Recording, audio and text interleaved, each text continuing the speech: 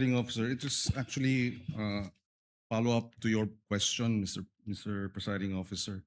Under Joint Circular 2015 number 1, the SDO is mandated to disburse the funds directly, hindi ba?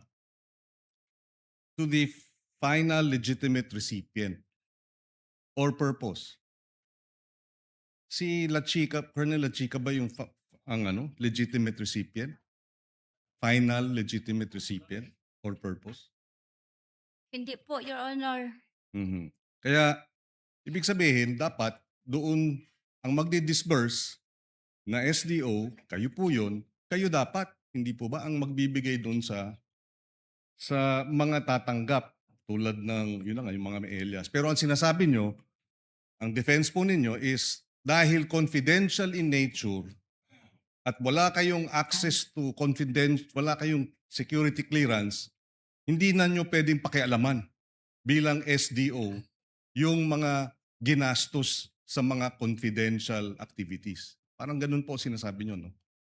Tama? Pinireply po naman po sa kanya, Your Honor. Pero, okay, yes. Yun na nga.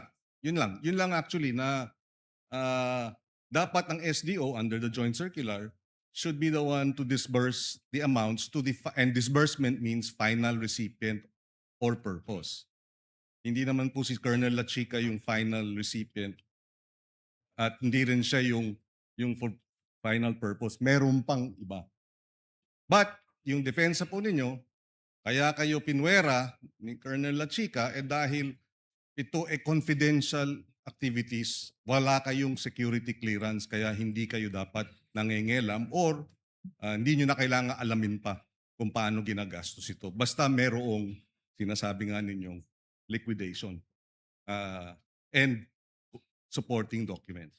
Meron po siyang sinasubmit sa akin, Your Honor. Okay, maraming salamat. Thank you. Salamat din. Thank you, Senator Judge Kiko. Madam Gina, you are excused. Maraming salamat po sa panahon, sa pasensya, sa pagtugon sa mga katanungan ng mga abogado na magkabilang panig at kayo din ng Senator Judges. Salamat po sa oras. You are excused, ma'am. You may step down Salamat po from the sa witness stand. lahat. Salamat po. Magandang hapon. For some administrators,